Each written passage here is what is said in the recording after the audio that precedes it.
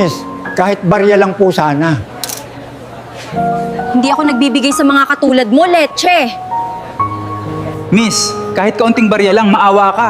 Sandali lang po. Maraming salamat, Miss. Pagpalain ka ng Diyos. Walang anuman po. Ingat po kayo. Isang araw, may nakita akong matandang pulubi. Nilapitan ko siya at binigyan ng makakain. Ramdam ko ang kanyang pasasalamat sa mga mata niya.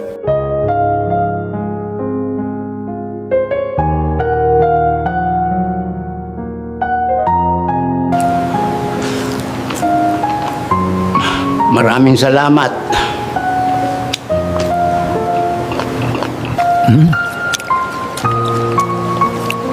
Walang anuman. Sigurado tanggap agad ako sa company na to.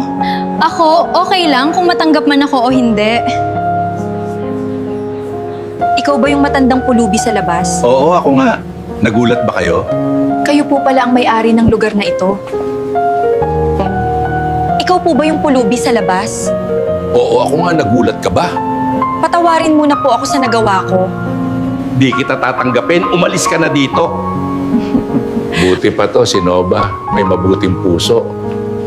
Lolo, ikaw na ba yan? Ang laki ng pinagbago mo. O iha, ako na to, di naman talaga ako pulubi. Pag may kailangan ka, mag-subs ka lang. Maraming salamat po talaga. Ito ang bago kong assistant, si Nova Editing, dahil may mabuti siyang puso. Maraming salamat po. Palakpak! Naging maginhawa na ang buhay ko sa Nova Editing. Hindi ko akalain na sa isang simpleng pagtulong ko lang, may kapalit na napakalaking biyaya na hindi ko inaasahan. Sana may natutunan kayo.